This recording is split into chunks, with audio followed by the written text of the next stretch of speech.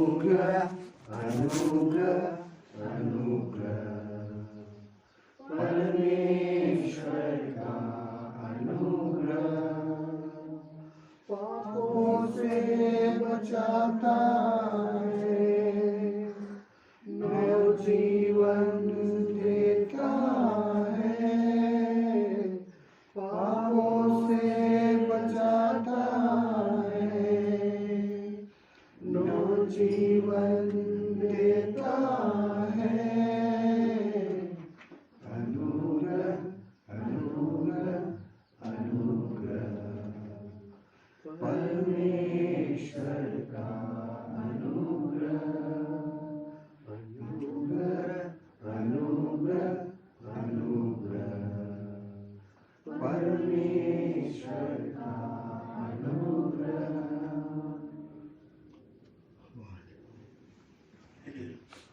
इससे पहले कि हम लोग वचन में जाएं, हम लोग हालेलुया आइए हम लोग पतरस की पत्री में से हम लोग पढ़ेंगे। पहला पतरस 1 अध्याय 1 और 2 को हम लोग पढ़ेंगे।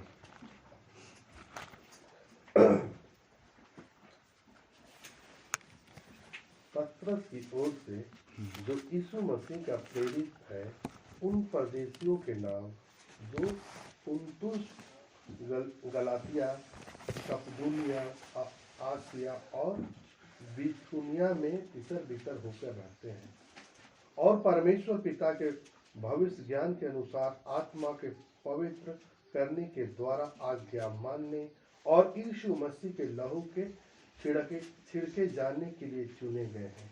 तुम्हें अनुग्रह और शांति बहुत आयत से मिलती है। दूसरा अध्याय को दूसरा पद को एक बार फिर से पढ़ देंगे। और परमेश्वर पिता के भविष्य ज्ञान के अनुसार आत्मा के पवित्र करने के द्वारा आज्ञा मानने और यीशु मसीह के लहू के छिड़के जाने के लिए चुने गए हैं। आमीन। सो हम सब आज्ञा मानने के लिए चुने गए हैं। हालेलुया। हम लोग किस लिए चुने गए हैं? हम सब आज्ञा मानने के लिए चुने गए हैं और यीशु मसीह के लहू के छिड़के जाने के लिए चुने गए हैं।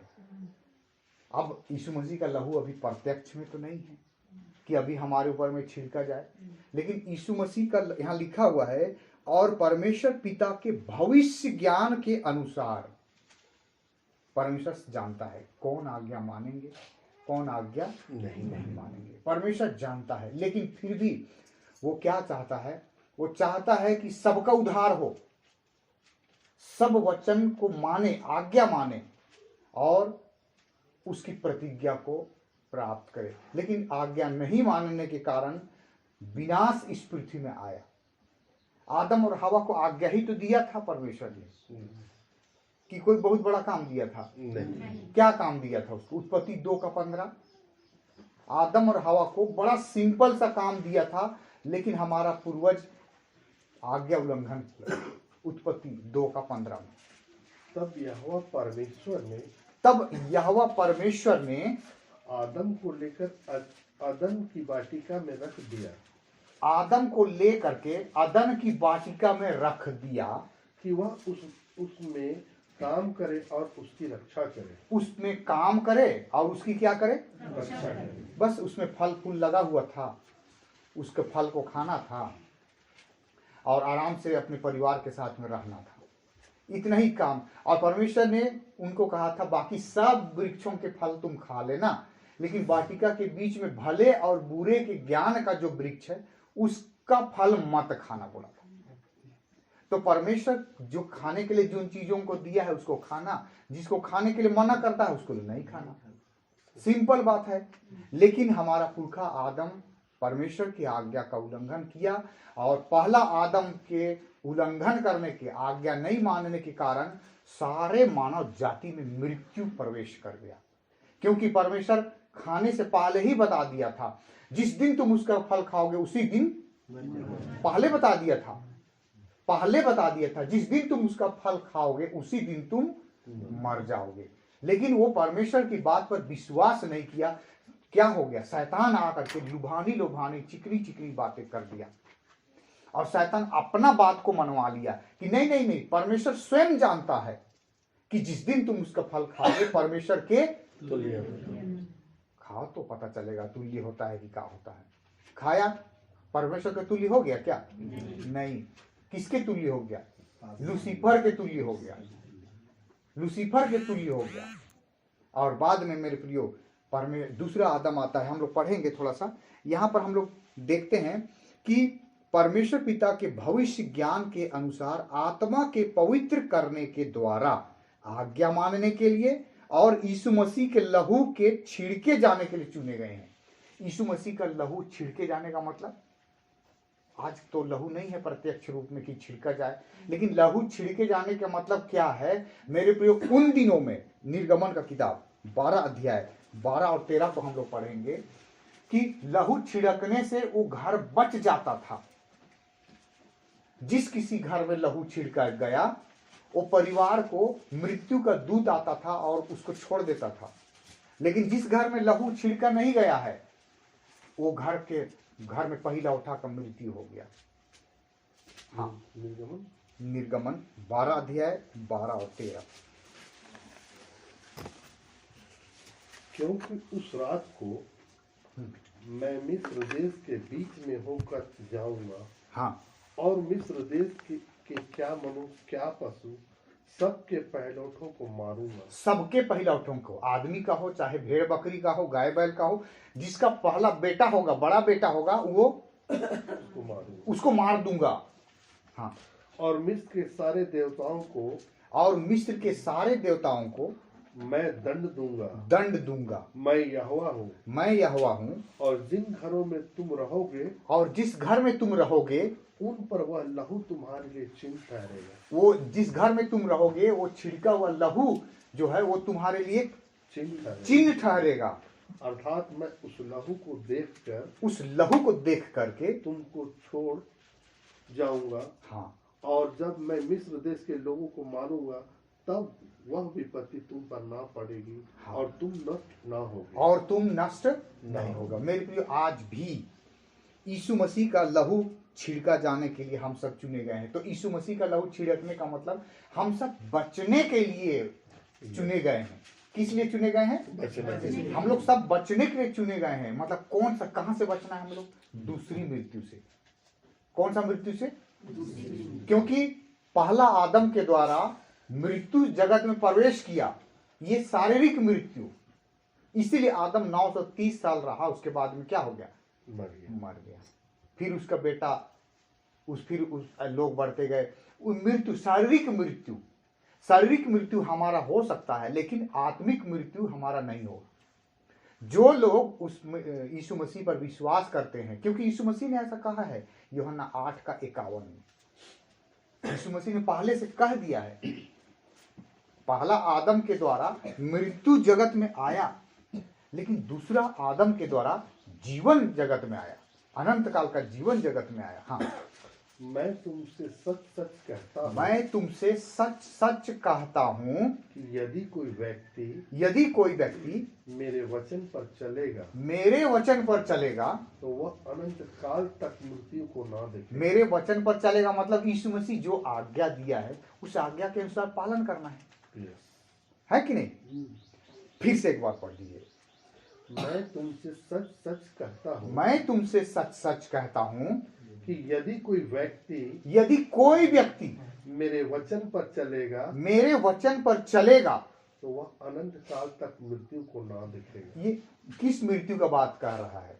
दूसरी मृत्यु। जो लोग इस जीवन में यीशु मसीह को अपना उद्धारकर्ता मान लिया है, जिन्होंने यीशु मसीह को अपना सृष्टिकर्ता मान लिया है और वचन को पालन किया है। वचन पालन कहां से शुरू हुआ है? मालूम? बपतिस्मा से। क्योंकि बपतिस्मा अपने आप में एक अंगीकार है। और यीशु, एक दिन हम गाड़ी चलाते हुए एक परिवार में गए थे, तो जीएल परिवार को लेकर के हम गए थे।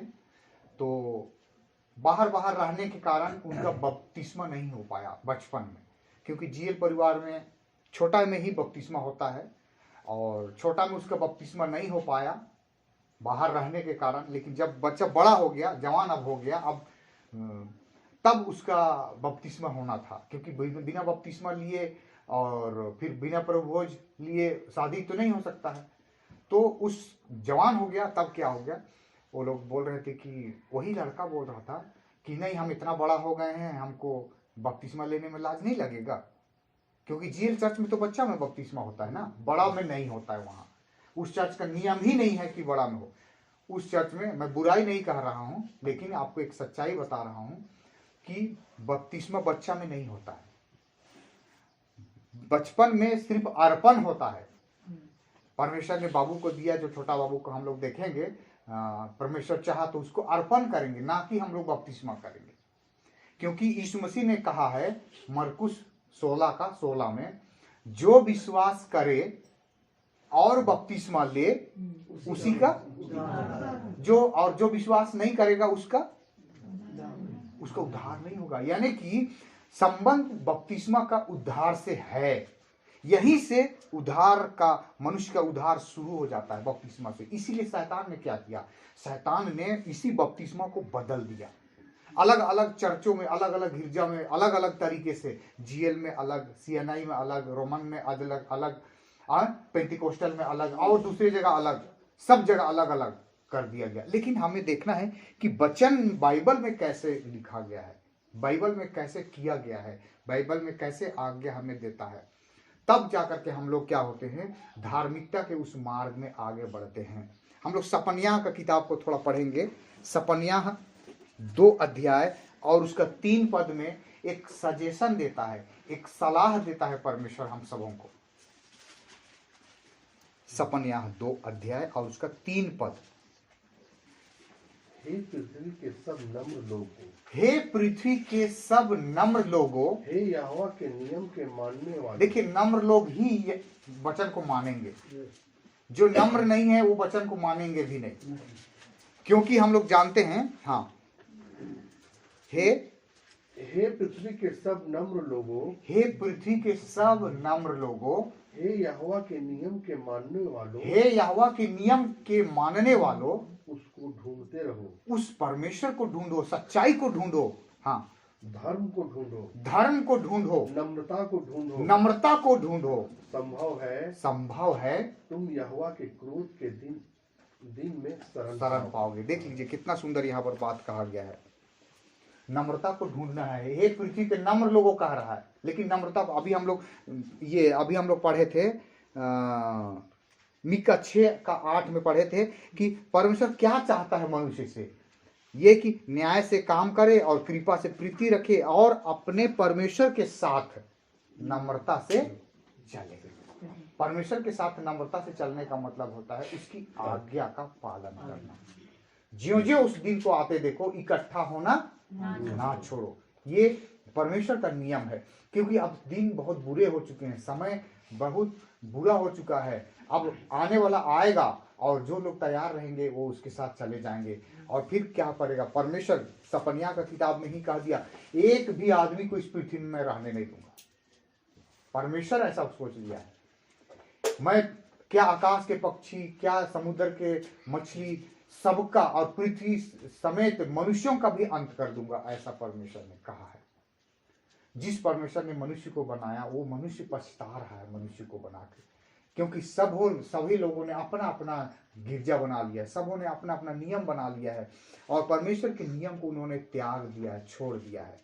और इसीलिए परमेश्वर क्या कहता है यहाँ पतरस की पत्री में, और परमेश्वर पिता के भविष्य ज्ञान के अनुसार, माने पहले से जानने के अनुसार, आत्मा के पवित्र करने के द्वारा आज्ञा मानने और यीशु मसीह के लहू के छिड़के जाने के लिए चुन लिए गए हैं। मतलब बचने के लिए हम लोग चुने हैं, नाश होने के लिए हम लोग नहीं चुने हैं।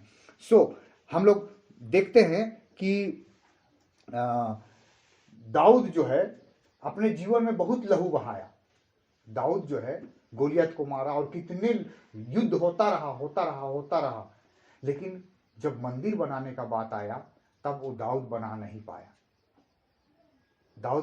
पाया, क्योंकि बाइबल ऐसा बताती है। हम लोग पढ़ेंगे पहला इतिहास 22 अध्याय और उसका 8 पद।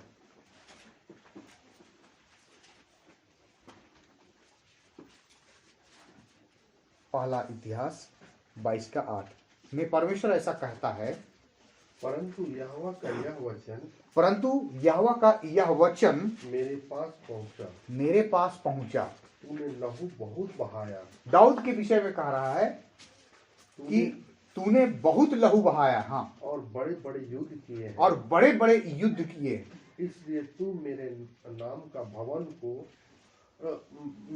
भवन ना बनाने पाएगा, मेरे नाम का भवन ना बनाने पाएगा, क्योंकि तूने भूमि पर मेरी दृष्टि में हाँ बहुत लहू बहाया, बहुत लहू बहाया है। इसलिए दाऊद जो है यरूशलेम का मंदिर को नहीं बना पाया, लेकिन दाऊद का एक बेटा सुलेमान, दाऊद का बेटा सुलेमान ने उस मंदिर को बनाया और बोला जो कोई भी तकलीफ में रहेगा, किसी भी समय कभी भी तकलीफ में रहेगा, उस मंदिर की तरफ मुंह कर करके प्रार्थना करेगा और हे परमेश्वर तू उसकी सुन लेना बोला है।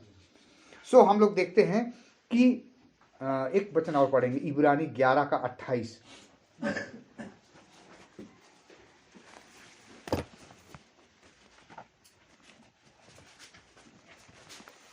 इब्रानी का किताब 11 अध्याय और उसका 28 पद। विश्वास ही से इब्रानी 11:28। हाँ, विश्वास ही से उसने फसा और लहू छिड़कने की विधियां मानी। देखिए, उनको बोला गया था कि जिस परिवार में बचना है उस परिवार में एक मेमना को वध किया जाए और उसका लहू को दरवाजा में लगा दिया जाए। जिस किसी घर में ऐसा लगा हुआ होगा वो परिवार बच जाएगा, और जिस परिवार के लोग विश्वास नहीं करेंगे और ऐसा नहीं करेंगे उसमें मृत्यु होगा। उस घर में जो घर का जो पहिलौठा बच्चा है, बेटा है, वो नाश हो जाएगा। हाँ, एक बार फिर से, विश्वास ही से उसने फसा और लहू छिड़कने की विधि मानी। लहू छिड़कने की विधि मानी कि पहिलौठों का नाश करने वाला इसराइलियों पर हाथ ना डाले। और हमारा छुटकारा जो है वो सोना चांदी से नहीं, लेकिन कैसे है? परमेश्वर के बहुमूल्य लहू के द्वारा हमारा छुटकारा। हम लोग दूसरी मृत्यु से कैसे बच सकते हैं? यीशु मसीह का लहू के द्वारा बच सकते हैं, क्योंकि लिखा हुआ है 1 कुरिन्थी 15 अध्याय में ऐसा ही लिखा है 15:45 में। 1 कुरिन्थी 15:45 में ऐसा लिखा हुआ है, प्रथम मनुष्य अर्थात आदम जीवित प्राणी बना। 1 कुरिन्थी 15:45 पढ़ते हैं। ऐसा ही लिखा भी है कि प्रथम मनुष्य पहला आदमी आदम था। हाँ, अर्थात आदम जीवित प्राणी बना और अंतिम आदम जीवनदायी आत्मा बना। हाँ, अंतिम आदम क्या बना? जीवनदायी। हम सब भी आत्मा है। शरीर में तो हम लोग है हैं अभी, लेकिन जब शरीर को हम त्याग देंगे तो फिर हम आत्मा में आ जाएंगे, हर मनुष्य। इसलिए मिट्टी ज्यों के त्यों मिट्टी में मिल जाता है और आत्मा जिसने उसे दिया है उसी के पास वो लौट जाता है। और बाइबल में लिखा हुआ है यूहन्ना की पत्री, यूहन्ना 1 अध्याय और उसका 12-13 में, हाँ, सुसमाचार 1:12-13 में देखिए, परंतु जितनों ने उस यीशु मसीह को ग्रहण कर लिया है उसने उन्हें परमेश्वर की संतान होने का अधिकार दिया। देख लीजिएगा, परमेश्वर की संतान होने का अधिकार कब होगा? जब हम उसे ग्रहण करेंगे। और ग्रहण करने का तरीका क्या है? बपतिस्मा है। ग्रहण करने का तरीका, यीशु मसीह को कोई अगर ग्रहण करता है तो उसका एक तरीका है, वो है बपतिस्मा। हाँ, अर्थात उन्हें जो उसके नाम पर विश्वास रखते हैं, उसके नाम पर विश्वास करते हैं। अभी देखिए संस्थाई मंडलियों में क्या हो जा रहा है, लोग नाम पर विश्वास नहीं कर रहे हैं, इसलिए बिना नाम का बपतिस्मा हो रहा है। सीधे कैसे कर दे रहे, मैं तुमको पिता पुत्र और पवित्र आत्मा के नाम से बपतिस्मा देता हूं। पिता पुत्र पवित्र आत्मा में नाम थोड़ी है, वो पिता पुत्र और पवित्र आत्मा का एक नाम है, उससे बपतिस्मा 2 बोल करके बोला गया है। और वे लोग नाम को मान नहीं रहे हैं। बाइबल में लिखा हुआ है कुलुसी 3:17 में, वचन से या काम से जो कुछ भी करो सब उसके नाम से यीशु मसीह के नाम से करो। लेकिन शैतान ने क्या कर दिया? शैतान ने उन लोगों की आंखों को क्या किया? बंद कर दिया। आंखों को की बुद्धि को। बुद्धि को, बुद्धि की आंखों बुद्धि की आंखों। चलिए पढ़ते हैं हम लोग 2 कुरिन्थी 4:3। 2 कुरिन्थी 4:3। यहाँ पर थोड़ा सा हम लोग आएंगे ना, इसको पढ़ दीजिए। हाँ, इसके बाद हाँ। परंतु जितनों ने उसे ग्रहण किया, परंतु जितनों ने उसे ग्रहण किया, ग्रहण करने का तरीका बपतिस्मा है। उसने उन्हें परमेश्वर की संतान होने का अधिकार दिया, परमेश्वर की संतान होने का अधिकार दिया और अर्थात उन्हें जो उसके नाम पर विश्वास रखते उसके हैं, नाम पर विश्वास करते हैं। वे ना तो लहू से, देख लीजिए, वे ना तो लहू से, ना शरीर की इच्छा से, ना शरीर की इच्छा से, ना मनुष्य की इच्छा से, ना मनुष्य की इच्छा से, परंतु परमेश्वर से उत्पन्न हुए। तो परमेश्वर क्या है? आत्मा है। और जो परमेश्वर से उत्पन्न होगा वो भी क्या होगा? आत्मा ही होगा, आत्मा ही होगा। और इसलिए मेरे प्रियो, यीशु मसीह, यीशु का ही लहू जो है सब पापों को शुद्ध कर सकता है। पहला यूहन्ना 1:7 में ऐसा लिखा हुआ है। पहला यूहन्ना 1:7। पर यदि जैसा वह ज्योति में है, जैसा वह ज्योति में है, वैसे हम भी ज्योति में चले, हम भी ज्योति में चले, यानी आज्ञा माने, तो एक दूसरे से सहभागिता रखते हैं, एक दूसरे से सहभागिता रखते हैं। और उसके पुत्र यीशु मसीह, हाँ, पुत्र यीशु का लहू हमें सब पापों से शुद्ध करता है। यीशु मसीह का लहू हमें सब पापों से क्या करता है? शुद्ध करता है। शुद्ध करता है। और शुद्ध होने के लिए, पवित्र होने के लिए, बचने के लिए लहू का जरूरत पड़ता है। बिना लहू बहाए पापों की क्षमा नहीं हो सकता है। सो अब बैल का, बकरी का लहू बहाने की आवश्यकता नहीं है। हम सबों के लिए यीशु मसीह स्वयं बलिदान हो गया है। वो क्रूस पर चढ़ा दिया गया है, हमारे बदले में वो दे दिया गया है। अब क्या है? सिर्फ उसका आज्ञा को पालन करते हुए हमें उद्धार के कार्य को पूरा करते जाना है। और इसीलिए मेरे प्रियो, शैतान ने क्या किया? इस उद्धार का नियम को बदल दिया। चलिए हम लोग पढ़ेंगे 2 कुरिन्थी 4:3। अंधा क्या चीज को कर दिया? आंख को अंधा करने से तो चलेगा, लेकिन बुद्धि अंधा हो जाएगा तब।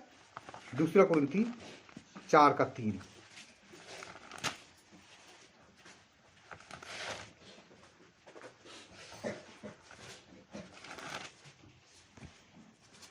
दो, हाँ, 4:3 से पढ़ेंगे हम लोग।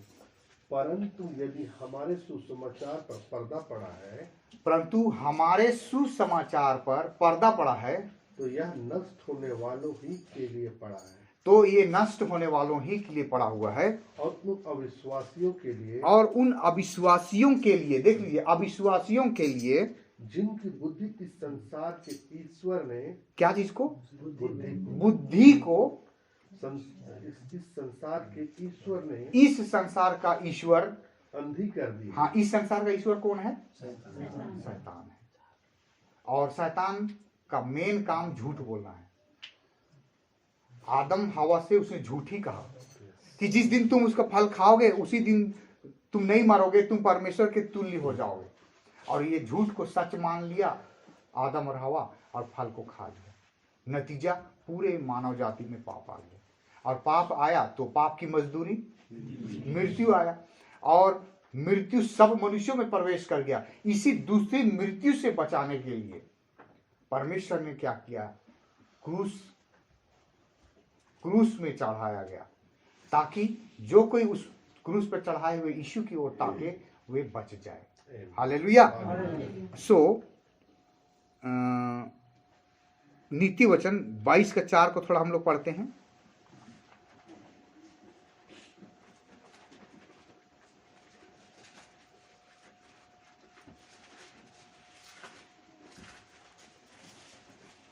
नम्रता और यहोवा के भय मानने का फल, हाँ, धन, महिमा और जीवन होता है। देखिए, जीवन होता है, माने ये कौन सा जीवन है? ये अनंत काल का जीवन है।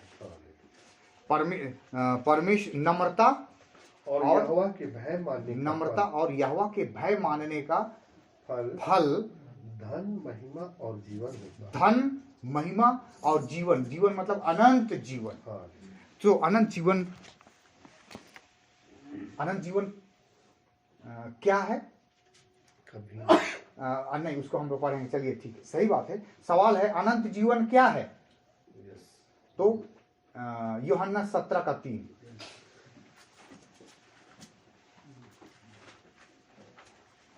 यूहन्ना का किताब 17 अध्याय और उसका 3 पद। और अनंत जीवन यह है और अनंत जीवन यह है कि वे तुझ एकमात्र सच्चे परमेश्वर को एकमात्र सच्चे परमेश्वर को और यीशु मसीह को और यीशु मसीह को जिसे तूने भेजा है जाने। हाँ, लोग आज नहीं जान पा रहे हैं। पिता कोई और है, पुत्र कोई और है, पवित्र आत्मा कोई और है।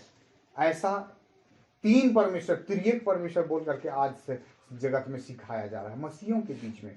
लेकिन हम लोग यहाँ पर देखते हैं जितनों ने उसे ग्रहण किया, परमेश्वर ने उन्हें अपनी संतान होने का अधिकार दिया। ग्रहण कैसे करना है, और इसीलिए जब परमेश्वर ने नियम ठहराया, मत्ती रचित सुसमाचार 28 अध्याय और उसका 18-19 में जब उसने नियम ठहराया कि जो विश्वास करे और बपतिस्मा ले उसी का क्या होगा, तब शैतान ने क्या किया, बपतिस्मा को बदल दिया और बपतिस्मा को बदल करके बालक बपतिस्मा कर दिया।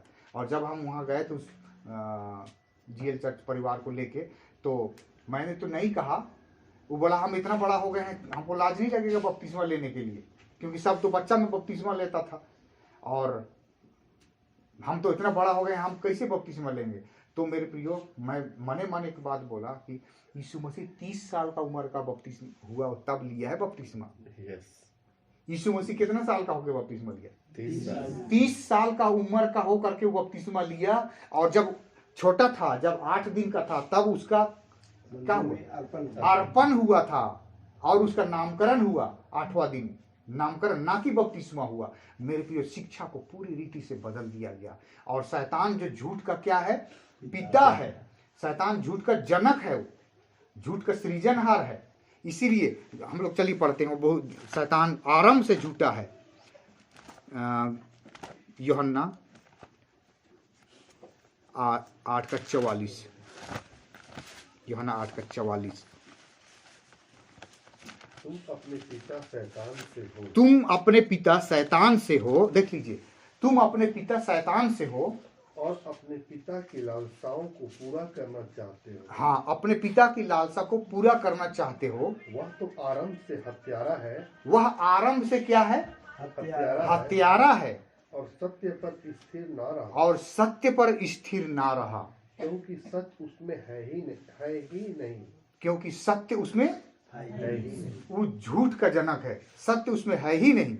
जब वह झूठ बोलता है तो अपने स्वभाव ही से बोलता है, तो अपने स्वभाव ही से बोलता है, क्योंकि वह झूठा है, क्योंकि वह झूठा है, वरन झूठ का पिता है, वरन झूठ का क्या है, पिता है। मेरे प्रियो, शैतान ने क्या कर दिया, पूरे खून में मिलावट कर दिया, खून में मिला दिया, ताकि जो आदम हुआ ना, पाप किया था। लेकिन हम लोग, दाऊद बोलता है कि जब मैं दूध पीता बच्चा था तभी मैं पाप से उत्पन्न हुआ, ऐसा बोलता है दाऊद। मैं अधर्म के साथ उत्पन्न हुआ, पाप में मेरा बढ़ना हुआ, ऐसा दाऊद बोलता है। हर एक मनुष्य पापी हो गया और अब पाप खून में समा गया, मनुष्य के स्वभाव में आ गया। एक दिन मेरे साथ ऐसा घटना घटा, हम लोग एक दिन दवाई लेने के लिए गए और सुमो था, तो संगीता और मेरी पत्नी और दवा लेने के लिए गई दवा दुकान में, और हम गाड़ी में थे, तो हल्का हल्का पानी आ रहा था। तो फिर हमको टॉयलेट लगा, तो हम जगह देखने के लिए आगे गए और उधर टॉयलेट करके आ ही रहे थे, तब तक ये लोग दवा हुआ खरीद के सुमो में बैठ गए। उसके बाद में बोली, फोन लगाई, कहाँ है आप? तो हमसे फट के निकल गया गाड़ी में, फट के गाड़ी में। तो गाड़ी में कहाँ, गाड़ी में तो हम लोग हैं और हम गाड़ी के, तब हमको बोलना था, गाड़ी में नहीं बोलना था, गाड़ी के सामने में है, ऐसा बोलना था। तो वो जो झूठ, वो वास्तव में वो झूठ है। हम तो बाहर में हैं, हम है गाड़ी के बाहर में, सामने से आ रहे हैं गाड़ी तरफ। तो गाड़ी में वो लोग घुस लिए और फोन लगाई कि कहाँ है आप? तो हम बोले गाड़ी में। अरे गाड़ी में कहाँ, गाड़ी में तो हम लोग हैं। तो कहने का मतलब, और फट के निकला अंदर से। तो ये कहां से आया? ये शैतान ने हमारे जीवन में पाप को मिला दिया है। उसके बाद अरे सॉरी वैसा नहीं, फिर हम बोले अरे, फिर बाद में बताया कि देखो जब तुम फोन की और बोले कि कहाँ है आप, तो हमको बोलना चाहिए था कि गाड़ी के सामने में। हम बोल दिए गाड़ी के सामने में, हम ये बोलना चाहिए। तो मेरे प्रिय बताना क्या चाहते हैं, संसार में शैतान ने क्या कर दिया? बोला, शैतान ने आदम को बहका करके बोला आज के बाद जितने पैदा होंगे सब मेरा होगा, और सबने पाप किया। सही सबने पाप किया और पाप की मजदूरी। है। अब तो जितने सब किसके हो गए? हम लोग सब, हम लोग सब झूठ, कभी ना कभी तो जरूर झूठ बोले हैं। और देखिए यहाँ शैतान आरंभ से झूठा है और झूठ का, हम लोग झूठ बोले, लेकिन हमारा परमेश्वर क्या किया? क्रूस पर हमारे लिए बलिदान हुआ, और जितने लोग उस पर विश्वास करेंगे धीरे धीरे करके ये झूठ का जो स्वभाव है ना हम लोगों का बदलते चला जाएगा, और तुम सत्य को जानोगे और सत्य तुम्हें स्वतंत्र करेगा। इसीलिए वहां पर लिखा है, हे मृत्यु तेरा डंक कहाँ? हे मृत्यु कैसे तो बोलते हैं, तेरी विजय कहाँ? हाँ, तो यीशु मसीह जो क्रूस पर चढ़ाया गया और उसके बहाए गए लहू के द्वारा हमारे अधर्म का प्रायश्चित है। वो हम लोग से जो गलती हुआ उस दिन मेरे से जो निकल गया ना, तुरंत तो हम करेक्शन नहीं किए, अरे क्या बोल दिए हम, और हम तो बोलना चाह रहे थे कुछ और बोला गया कुछ। गाड़ी के सामने बोलने वाले थे, बोलना चाहिए था, लेकिन कहाँ है, गाड़ी में बोल दिए। तो कहने का मतलब क्या है? हम लोग पढ़ेंगे पहला पत्रस 1 अध्याय और उसका 19 पद। पहला पत्रस 1 अध्याय 19 पद।